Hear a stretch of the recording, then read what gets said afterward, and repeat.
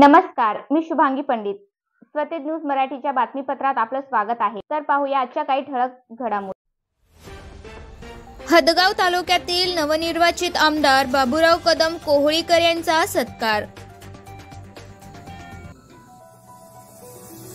हदगाव तालुक्यातील एका छोट्याशा गावांमधील शिवसेना गटाकडून निवडून आलेले आमदार बाबूराव कदम कोहळीकर यांचा हजारो कार्यकर्त्यांकडून सत्कार करण्यात आलाय.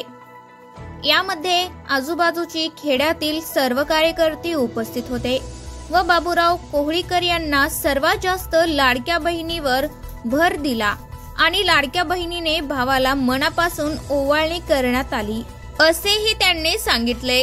आणि मार्लेगाव येथील कार्यकर्ते सुनील शंकर, सूर्यवंशी, दिगंबरराव कदम, विनायकराव पांडे, दिगंबरराव कदम, पोलीस पाटील, आनंदराव कदम हे सर्व कार्यकर्ते मोठ्या संख्येने उपस्थित होते.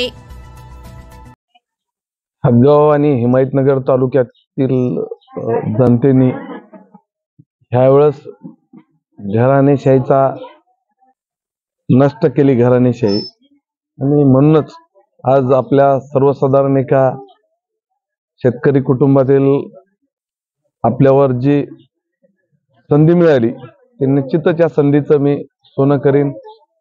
हदगाव आणि हिमायतनगर तालुक्यातील सर्व समाजाच्या बांधवांना सोबत घेऊन 5 वर्ष काम करेन एवढंच सांगू. महाराष्ट्र राज्याचे मुख्यमंत्री एकनाथभाई शिंदे हे एक गोरगरिबाचे नेते म्हणून ओळखले जातात. त्यांनी गेल्या 2.25 ते 2.5 वर्षामध्ये अहोरात्र, कधी वर्षा बंगला रात्री 2 वाजता जा, 3 वाजता जा, सर्वसाधारण महाराष्ट्रातल्या जनतेसाठी खुला होता. आणि एवढे आज लाडकी बहीण योजना असो, जे स्वयंपाकाचे एका रेशन कार्डावर 3 गॅस, कधी तर असं गेल्या 3 वर्षापासून मोफत धान्य देण्याचा निर्णय, म्हणजे असे अनेक कल्याणकारी निर्णय आहेत जे आहेत. गोरगरिबासाठी जे निर्णय आहेत, महिलांसाठी एसटी मध्ये सवलत, म्हणजे असे सगळे निर्णय जे आहेत ते सर्वसाधारण लोकांसाठी आहेत.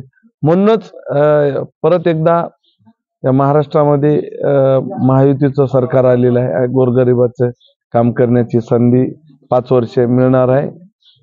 आज आपल्या हदगाव हिमायतनगर मधली जर आपण महिलांचं मतदान जर बघितलं, पुरुषापेक्षा 10% जास्तीच आहे. त्याच्यामुळे निश्चितच लाडक्या बहिणीचा फायदा झालेला आहे लाडक्या भावाला.